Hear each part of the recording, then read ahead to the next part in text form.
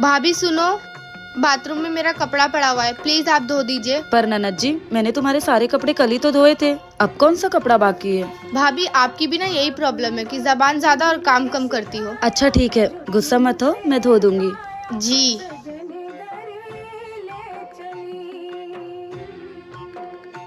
कान खोल के सुन ले बहुरिया, छोटी बहू की किचन में मदद कराने की कोई जरूरत नहीं है। माँ जी वो अभी नई नहीं है और उसका किचन हमारे किचन से बहुत अलग होगा, उसे पता ही नहीं चलेगा कि क्या सामान कहाँ रखा है। अगर मैं थोड़ा बता दूंगी तो उसे हेल्प हो जाएगी ना। अरे आज नहीं तो कल उसको ही खाना पीना बनाना है ना, तो उसको भी पता चलने दे कि क्या कहाँ रखा है। ज्यादा ज्ञान देने की जरूरत नहीं है उसको। माँ जी आपकी बात सही है, और मुझे ऐसा लगता है कि छोटी बहू को सब बनाने आता है, पर मैं बस उसे सामान बता दूंगी कि क्या कहाँ रखा है तो परेशान नहीं होगी। और गर्मी भी कितनी है। देख बहुरिया, मुझसे बड़ी बनने की कोशिश मत कर, जो कह दिया सो कह दिया। जी माँ जी।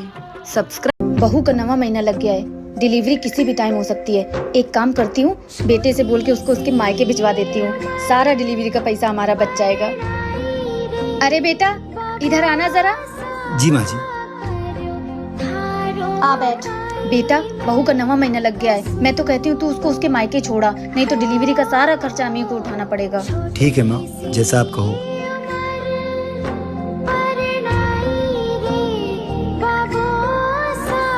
दीक्षा, अपने सारे कपड़े पैक कर लो और तैयार हो जाओ, मैं तुम्हें तुम्हारे मायके छोड़ देता हूँ। कैसी बात कर रहे हैं आप? मेरे घर वाले कितने गरीब हैं, वो मेरे डिलीवरी का खर्चा कैसे उठाएंगे? वो सब मुझे नहीं पता, तुझसे इतना बोला उतना कर। औलाद आप लोगों को चाहिए, वंश आप लोगों को आगे बढ़ाना है, और अगर लड़का हो गया तो आपके घर का नाम रोशन करेगा। फिर खर्चा मेरे मायके वाले क्यों उठाए भला? मुझे तो ये नहीं समझ आता कि आप लोग पैसों की वजह से और कितनी हद तक गिरेंगे। चलिए आप लोग ही बताइए, क्या मेरे माता पिता दहेज देने के बाद भी ये सब करें, जो कि वो गरीब हैं? बहू क्या हुआ तुझे? ये सुबह सुबह इतना गंगा जमुना क्यों बहा रही है? माँ जी ये सुबह ही सुबह मुझ पे चिल्लाते रहते हैं, मेरी गलती नहीं भी होती फिर भी मुझे डांटते हैं। गलती है तेरी, और तेरी ही गलती है।